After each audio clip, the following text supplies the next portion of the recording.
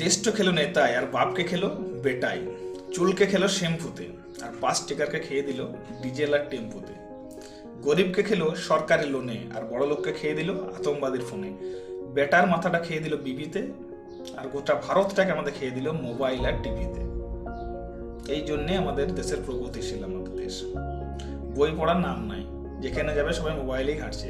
এক জায়গায় এক মানে অনেকগুলো বন্ধু, ঠিক আছে, বসে আছি আমরা, তো বসে আছি দেখছি ও একদিকে মোবাইল নিয়ে ঘাঁটছে, ও একদিকে ফ্রি ফায়ার খেলছে, কেউ গেম খেলছে, কেউ ফেসবুক চালাচ্ছে, কেউ ইউটিউব দেখছে, আর আমি চুপচাপ বসেছি, আমার মোবাইল নাই, গরিব লোক একাই বসেছি।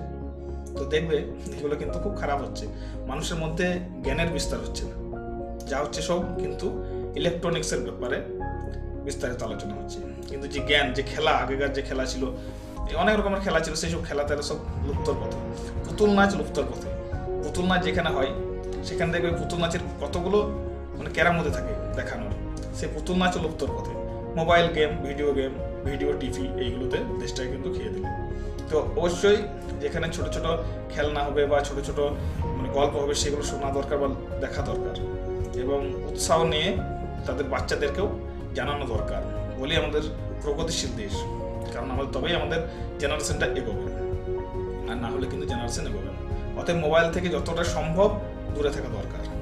আমি বলছি না যে দূরে থাকা দরকার, কারণ মোবাইলের রেডিয়েশন মানুষের শরীরের পক্ষে খুব ক্ষতিকর একটা।